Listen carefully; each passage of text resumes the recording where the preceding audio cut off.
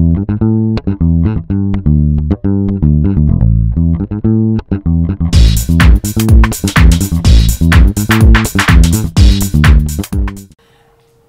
I'm Marjorie Hertzberg. I'm the author of the book Teaching English Language Learners in Mainstream Classrooms.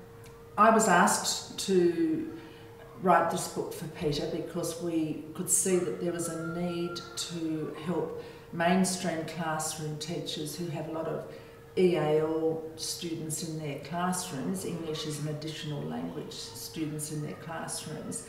The book mainly addresses students who have been learning English for about 18 months.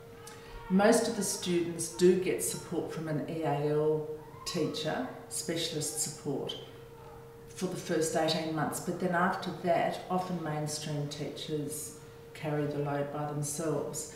So I wanted to support mainstream teachers in how to best cater for the needs of their EAL students. The first few chapters look at the specific needs of EAL students and the diversity and range of needs. So for example, I look at the needs of refugee students in particular. Chapter 3 then starts to look at the pedagogy that best supports EAL students. Chapter 4 looks at oracy. Chapter 5 looks at how to teach reading and the sorts of strategies that are appropriate for EAL learners to attain academic language proficiency.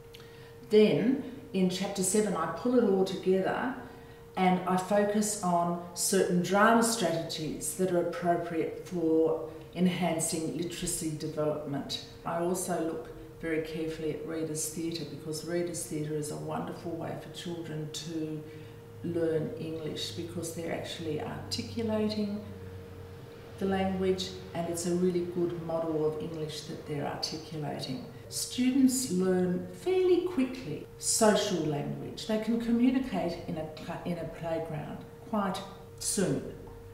But the problem is how to get them to the stage where they've got what we call academic English proficiency.